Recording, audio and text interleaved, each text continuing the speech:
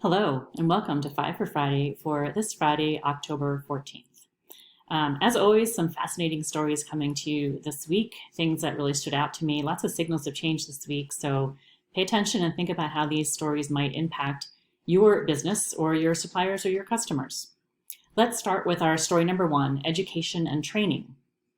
Some changes we're seeing in the role of education and training, mainly due to the COVID pandemic and also the shortage of employees.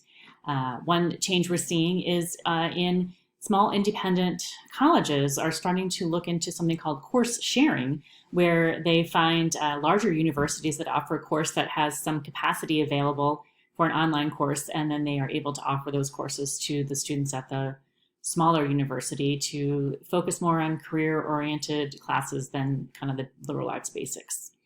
Also, some states are starting to recognize the importance in offering or requiring financial literacy classes for high school students because we're apparently very short on understanding our financial situations here in this country.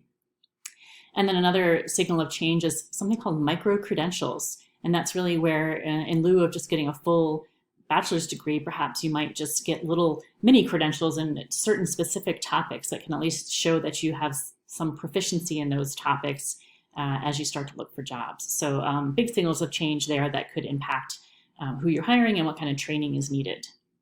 Moving on to story number two, the Metaverse, mainly the Mark Zuckerberg Facebook meta version of the Metaverse, which he is obviously spending lots of time and money on, and his executives in that meta world, perhaps not super thrilled about all the time and money being spent there. They are starting to require employees to spend more time in the metaverse that was created by Meta, and they are just introducing a new AR headset so that you can apparently work all day long with a giant headset on your head that allows you to see what's around you in your current situation as well as work in this metaverse. I'm not quite ready for that yet, or ever, maybe.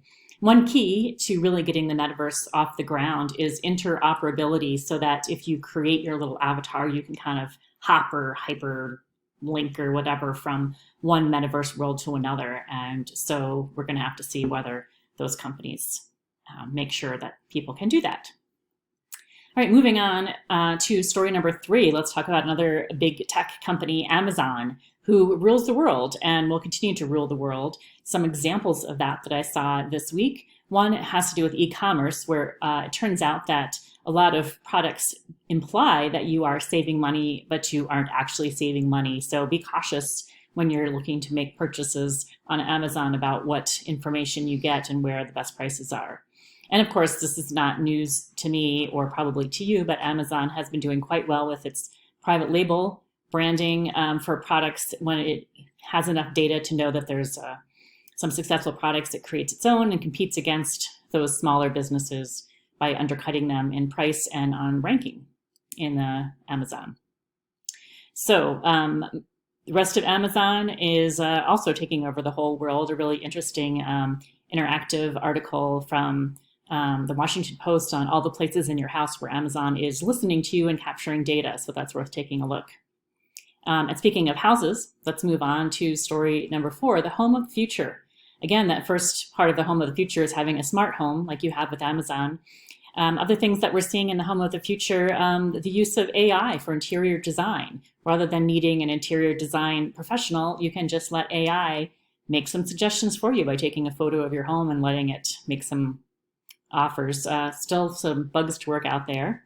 And the other interesting story I saw was on homes that can be built in just hours that are made out of PVC that is inflated and then filled with concrete, and boom, you have a house. So interesting story there, and worth following to see if anything sticks with that.